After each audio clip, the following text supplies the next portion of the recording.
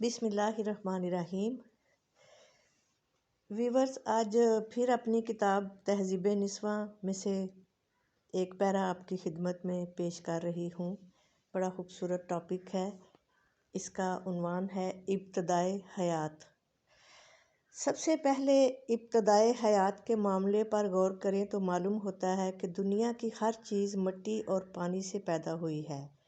مٹی میں ذرات حیات ہیں اور پانی میں قوت حیات، جیسا کہ قرآن کریم کی اس آیت سے ظاہر ہے، یعنی ہم نے ہر زندہ چیز کو پانی سے پیدا کیا۔ عدم سے منصۂ شہود پر آنے کے لیے انسان کو 3 مراحل سے گزرنا پڑا۔ شروع میں اس کا دنیا میں کوئی وجود نہ تھا، جیسا کہ سورۃ دہر کی درج ذیل آیت کا ترجمہ یہ ہے: بے شک انسان پر ایک ایسا وقت بھی گزر چکا ہے جب وہ کوئی قابل ذکر چیز نہ تھا۔ اللہ تعالیٰ نے اپنی قدرت کاملہ سے پانی ملی ہوئی مٹی، جسے طین کہتے ہیں، آدم کا مجسمہ تیار کر کے اس میں روح پھونک دی اور اس تخلیق کو احسن تقویم قرار دیا، جیسا کہ ان آیات سے ظاہر ہے۔ ہم نے انسان کو مٹی کے خلاصہ سے بنایا۔ پھر فرمایا، ہم نے انسان کو بہت خوبصورت سانچے میں ڈھالا ہے۔ انسان کا مقصد حیات صریحاً درج ذیل قرآنی آیت سے واضح ہو جاتا ہے، یعنی میں نے جنوں اور انسانوں کو اس کے سوا کسی کام کے لیے پیدا نہیں کیا ہے کہ وہ میری بندگی کریں، میری عبادت کریں۔ گویا اللہ پاک نے جنوں اور انسانوں کو دوسروں کی بندگی کے لیے پیدا نہیں کیا، بلکہ اپنی بندگی کے لیے پیدا کیا ہے۔ اللہ کی بندگی تو ان کے لیے کرنی چاہیے کہ وہ اس کا خالق ہے۔ دوسرے کسی نے جب ان کو پیدا ہی نہیں کیا تو اس کو کیا حق پہنچتا ہے کہ وہ ان کی بندگی کرے؟ انسان کو ابتدا ہی سے کائنات کی طرح اپنے متعلق بھی بڑی غلط فہمی رہی ہے۔ اب تک اس کی یہ غلط فہمی باقی ہے۔ کبھی وہ افراط پر اترتا ہے تو اپنے آپ کو دنیا کی سب سے بلند ہستی سمجھ لیتا ہے۔ تکبر اور سرکشی کی ہوا اس کے دماغ میں بھر جاتی ہے تو کسی طاقت کو اپنے سے بالاتر، اپنے مقابل نہیں سمجھتا۔ اپنے آپ کو غیر ذمہ دارانہ اور غیر جواب دہ سمجھ کر جبر و قہر کا دیوتا، ظلم و جور اور شر و فساد کا مجسمہ بن جاتا ہے۔ کبھی تفریط کی طرف مائل ہوتا ہے تو اپنے آپ کو دنیا کی ذلیل ترین ہستی سمجھنے لگ جاتا ہے۔ درخت، پتھر، پہاڑ، ہوا، آگ، بجلی، بادل، چاند، سورج، تارے، غرض ہر اس چیز کے سامنے گردن جھکا دیتا ہے جس کے اندر کسی قسم کی طاقت نظر نہیں آتی، اور خود اپنے جیسے آدمیوں میں بھی کوئی قوت دیکھتا ہے تو ان کو بھی دیوتا، معبود، حاکم مطلق سمجھ لیتا ہے۔ اسلام نے ان دونوں انتہائی تصورات کو باطل قرار دے کر انسان کی اصل حقیقت اس کے سامنے پیش کی ہے، اور وہ یہ ہے: اے انسان، تجھے کس چیز نے اپنے رب کریم سے مغرور کر دیا ہے؟ اس رب سے جس نے تجھے پیدا کیا اور تیرے اعضاء درست کیے اور تجھے اعتدال میں پیدا کیا، جس صورت میں چاہا تیرے عناصر کو ترتیب دی۔ انسان خلیفہ ہونے کی حیثیت میں صرف خدا ہی کا ماتحت ہے۔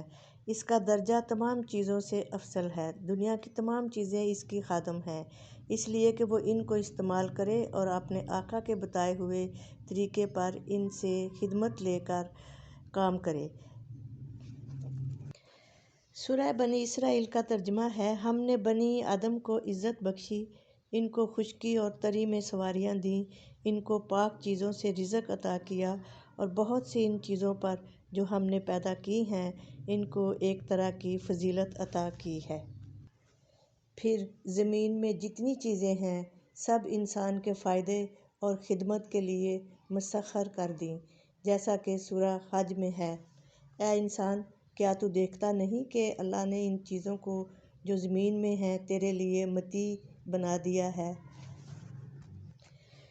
یعنی لوگوں، ہم نے تم کو ایک مرد اور ایک عورت سے پیدا کیا اور پھر تمہاری قومیں اور برادریاں بنا دیں تاکہ تم ایک دوسرے کو پہچانو۔ بے شک تم میں سے اللہ کے نزدیک سب سے معزز وہ ہے جو سب سے زیادہ متقی ہے۔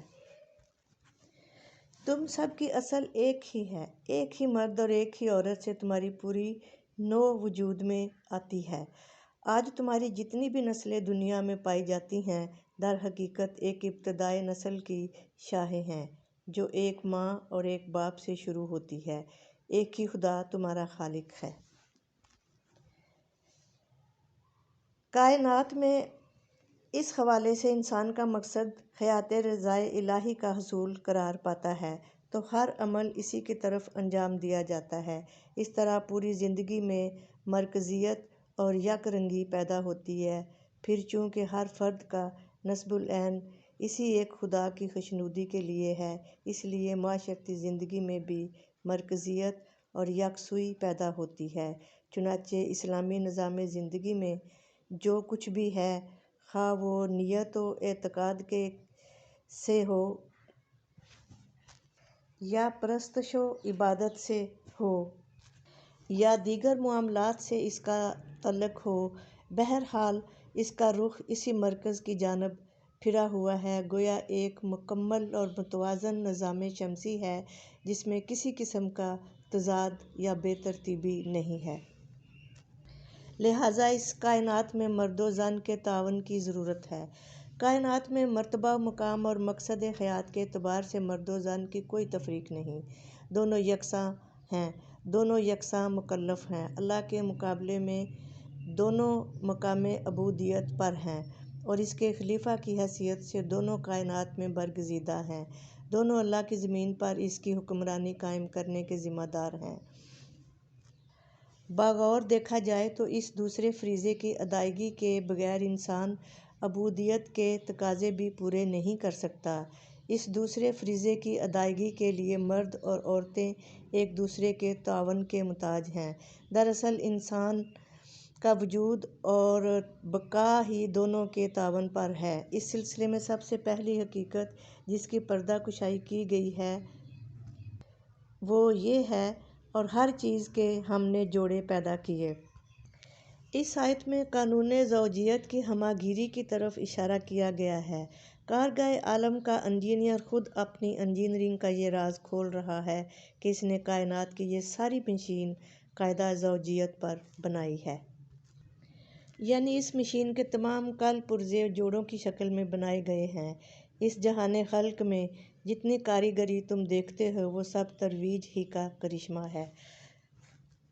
زوجیت میں اصل یہ ہے کہ ایک شے میں فعل ہو اور دوسری شے میں قبول و انفعال ہو، ایک شے میں تاثیر ہو اور دوسری شے میں تاثر ہو، ایک شے میں عقدیت ہو اور دوسری شے میں مقصدیت۔ یہی عقد و انعقاد اور فعل و انفعال، تاثیر و تاثر، فعالیت اور قابلیت کا تعلق، دو چیزوں کے درمیان زوجیت کا تعلق ہے۔ یعنی وہ خدا ہی ہے جس نے پانی سے انسان کو پیدا کیا، پھر اس کے نسب اور شادی بیاہ کا رشتہ بنایا۔ قدرت نے مخلوقات کو مختلف جنسوں اور مختلف گروہوں میں تقسیم کر دیا ہے۔ ہر گروہ کے خاص خاص فرائض اور خاص خاص وظائف قرار دیے گئے ہیں۔ ان تمام فرائض کی انجام دہی کے لیے چونکہ ایک ہی قسم کی جسمانی حالت، دماغی قابلیت کافی نہ تھی، اس لیے جس گروہ کے متعلق جو حکم دیا گیا ہے اس کے موافق اس کو دماغی اور جسمانی قابلیت عطا کی گئی ہے۔ فرائض کے اختلاف کے ساتھ ضروریات زندگی کا متنوع ہونا بھی ضروری ہے، اس لیے ہر گروہ کو اسی قسم کے داخلی اور خارجی اعضاء دیے گئے ہیں جس قسم کی ضرورتیں اس کو پیش آتی ہیں۔ عورت کو قدرت نے دنیا میں جس غرض کے لیے تخلیق کیا ہے وہ غرض نوع انسانی کی تکثیر اور اس کی حفاظت و تربیت ہے۔ نبی پاک صلی اللہ علیہ وسلم کا فرمان ہے، اس عورت سے نکاح کرو جو خاوند سے محبت کرے اور بہت بچے جنے، میں تمہاری کثرت کی وجہ سے باقی امتوں پر فخر کروں گا۔